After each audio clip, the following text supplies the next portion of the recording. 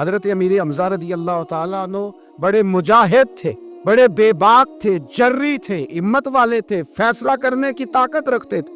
میرے نبی رحمت علیہ السلام کے بڑے محبوب تھے حضرت امیر حمزہ، پر اپنی باتوں کے کھرے، وعدوں کے پکے، سٹینڈ لینے کا مزاج رکھنے والے حضرت امیر حمزہ فرماتے ہیں ابھی کلمہ نہیں پڑھتے تھے، کہتے میں شکار کے لیے گیا تھا، واپس آیا تو واقعہ یہ ہوا کہ نبی کریم علیہ السلام نہ کوہ صفا کی پہاڑی کی طرف جا رہے تھے تو رستے میں ابو جہل آ گیا، اس نے حضور کو نہ برا بھلا کہا۔ میرے نبی کریم علیہ السلام نے نا آج اس کے جواب میں خاموشی اختیار کی۔ خاموشی بہت بڑا طوفان ہوتی ہے، چپ رہنا بہت بڑا طوفان ہوتا ہے۔ حضور خاموش ہو گئے، مکمل کوئی بات نہیں، حضور دیر تک خاموش رہے۔ نبی کریم علیہ السلام جب خاموش رہے تو سر پٹایا اور اس کے ہاتھ میں ڈنڈا تھا، حضور کے سر اقدس پر دے مارا۔ حضور کچھ نہیں بولے، خاموش رہے، سر پہ ہاتھ رکھا، گھر تشریف لے کے وہ لونڈی دیکھ رہی تھی۔ نبی کریم علیہ السلام تشریف لائے حضرت ختیجہ کے گھر۔ اتنی دیر میں حضرت امیر حمزہ آئے تو اس لونڈی نے نا جناب امیر حمزہ کو مخاطب کیا، چونکہ اس نے حضور کو بھی دودھ پلایا تھا اور جناب امیر حمزہ کو بھی برابر کی محبت تھی، رضائی والدہ تھی۔ حضرت امیر حمزہ کو دیکھ کے کہنے لگی امیر حمزہ کہاں سے آ رہے ہو؟ کہا شکار کھیل کے آ رہا ہوں۔ فرمایا کیا فائدہ تیری بہادری کا، کیا مطلب ہے تیرے اس سارے کارنامے کا، کہا ہوا کیا؟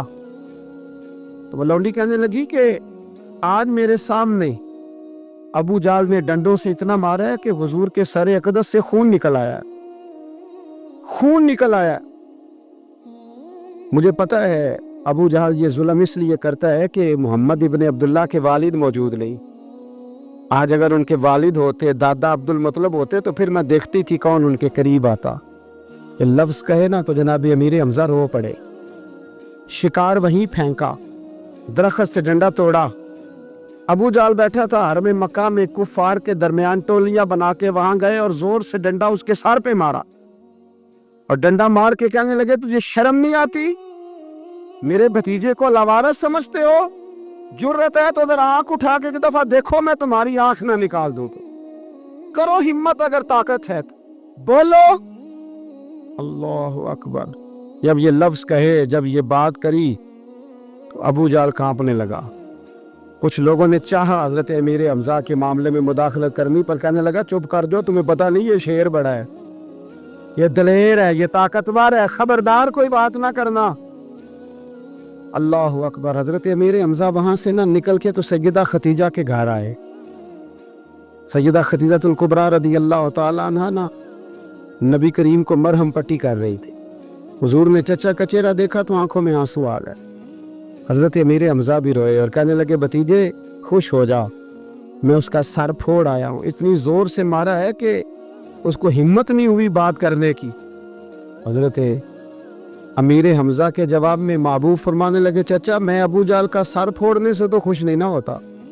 کہا آپ کیسے خوش ہوتے ہیں؟ فرمایا آپ کلمہ پڑھ جائیں میں خوش ہو جاؤں گا۔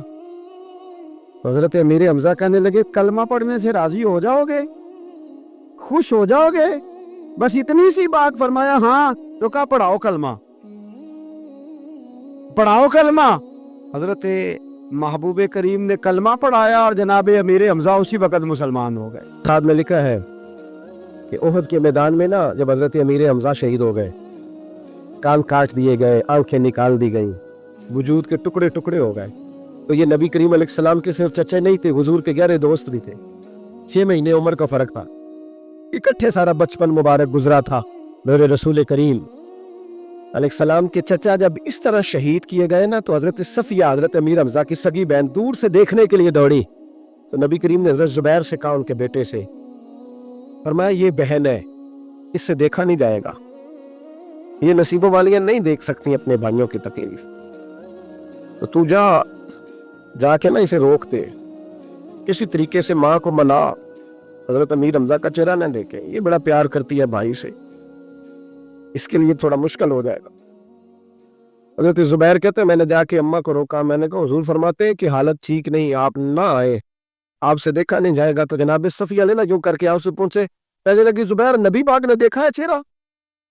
دیکھا ہے۔ تو فرمانے لگی میں ہوں سگی بہن، اور امیر حمزہ سے میں نہیں اتنا پیار کرتی جتنا محمد مصطفیٰ کرتے. انہوں نے دیکھ لیا نا تو بہن بھی دیکھ لے گی. جناب صفیہ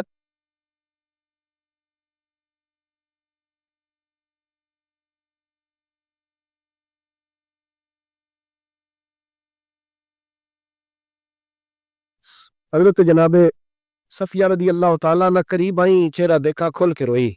بڑی غربت تھی اسلام پر, بڑی غربت تھی. کفن کے لیے بھی کپڑا موجود نہیں تھا. کفن کے لیے جناب صفیہ واپس گئی خیمے میں تو 2 چادریں لائیں. حضور کی بارگاہ میں عرض کرنے لگی کہ میرے بھائی کا نا وجود کٹ گیا ہے, 2 چادروں میں کفن دینا, ایک ذرا نیچے بچھانا, ایک ذرا اوپر ڈالنا, 2 چادروں میں. اللہ کے محبوب کفن دینے لگے تو حضرت سہیل ایک صحابی تھے, وہ بھی ساتھ, ان کا بھی وجود کٹا ہوا تھا. تو محبوب نہ واپس آ گئے. جناب صفیہ کہنے لگی کیا ہوا؟ کہ میرا حوصلہ نہیں پڑتا کہ چچا کو کفن دے دوں اور دوسرا غریب ویسے ہی پڑا رہے. یہ نفسا نفسی پڑی نہیں, کون اٹھ کے سوچتا اتنا ذات سے اوپر کہ چچا کو کفن دے دوں اور وہ پڑا رہے. حضرت صفیہ کہنے لگی اجازت ہے, ایک چادر ان کو دے دے, ایک میرے بھائی کو دے دے. نبی کریم علیہ السلام نے چادریں کھولی تو ایک لمبی تھی, ایک چھوٹی تھی. کہ صفیہ اب میں کیا کروں؟ یعنی وہاں جب میت پڑی ہے, جنازہ پڑا ہے, شہادت ہو گئی ہے, وہاں بھی قربانی کا یہ جذبہ, اب میں کیا کروں؟ اب کیا ہوا؟ فرمایا اگر میں بڑی چادر چچا کو دوں تو یہ بھی میرا دل نہیں کرتا کہ میں ان کو بڑی دے دوں اور دوسرے غریب کو چھوٹی دے دوں. آپ کیا کریں؟ تو حضرت زبیر بن عوام کہنے لگے مجھے آپ دونوں کا پتہ ہے, اگر آپ کہیں تو میں قرآن اندازی کر دوں. یعنی اس وقت جب آنسو بہ رہے ہیں, تڑپ ہے, پھر بھی اتنا حوصلہ نہیں کہ اپنے چچا کو, اپنے بھائی کو تو ڈھانپ دیا جائے اور دوسرے کی میت پڑی رہے. یہ وہ اخلاق ہے جو محمد عربی نے ہمیں سکھایا ہے, یہ رسول رحمت نے سکھایا ہے, امام الانبیاء نے سکھایا ہے, حبیب کبریا علیہ السلام نے سکھایا ہے. قرآن دازی کی گئی تو بڑی چادر حضرت سہیل کے نام نکل آئی, چھوٹی حضرت امیر حمزہ کے نام نکلی. میرے رسول کریم نے جب چادر ان کے اوپر رکھی نا, سر ڈھانپتے تو پیر ننگے ہو جاتے, پیر ڈھانپتے تو سر ننگا ہو جاتا. محبوب نے نگاہ اٹھا کے آسمان کی طرف دیکھا تو فرمایا جلدی سے قبر میں رکھ کے قبر بند کرو, مجھے پیغام آیا ہے کہ آپ نہ سر ڈھانپ دے, پیروں پہ گھاس ڈال دے, قبر بند ہوگی تو اللہ میرے چچا کو جنت کا لباس عطا فرما دے. ڈھانپ نے جلدی سے.